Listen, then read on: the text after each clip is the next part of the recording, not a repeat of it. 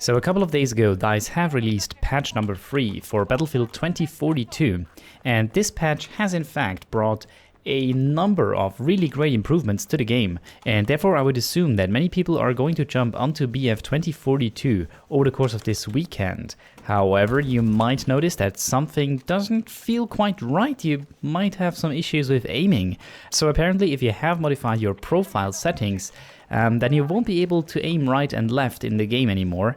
Which is just great. So in today's video I'm just gonna show you quickly how to fix that, and then also quickly another fix for instances where you're no longer able to bind anything to your mouse. So that's also great. Now, in order to fix this frustrating issue where you're not able to look right or left anymore, all you really have to do is to remove your settings file. So you can find this under Documents, Battlefield 2042. In the Settings folder, you'll find the profsave_profile.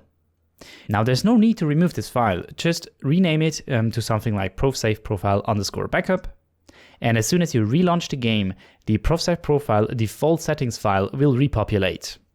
Now if you fancy, you can obviously just copy paste some of the settings that you have done previously from the backup file back into this new profile settings file, because there hasn't been really many changes. Now here I'm showing the other issue that is currently plaguing Battlefield 2042, which is the fact that you can no longer bind any keybinds to the mouse button. There's just this really weird symbol showing up and you cannot bind anything anymore. So how do I usually go around fixing these issues? Well, I just look them up on Google, and apparently this gentleman here has the solution, which is to delete the cache folder. So in the Documents Battlefield 2042 folder, you'll find the cache folder, which you'll want to delete all of its contents. Now don't worry, doing this will not remove any of your games. These are just cached files, and by the way, you want to do this when you have the game closed, because otherwise you'll just wait forever for this to finish. Et voila, if you relog into BF 2042, you're now finally able to bind stuff again to your mouse as it should be in the first place. Now, speaking of key bindings and in-game settings generally, I'm currently working on a big video for sort of my recommended Battlefield 2042 settings, and just kind of going through each and every option in the game and showing you what they're doing. So this should be out someday tomorrow, hopefully. I'll be able to actually finish this, and if it's already done, I already have it linked in the card right now.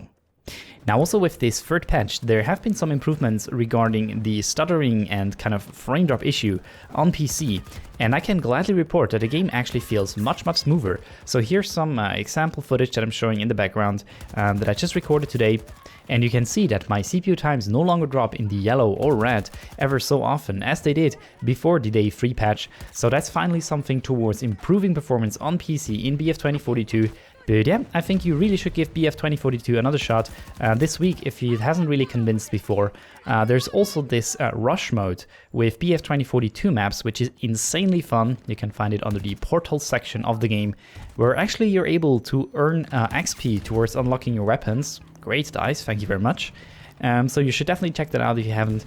But that's about it for today's video, guys. Just a very quick one to inform you how to fix your issues in case you might encounter them.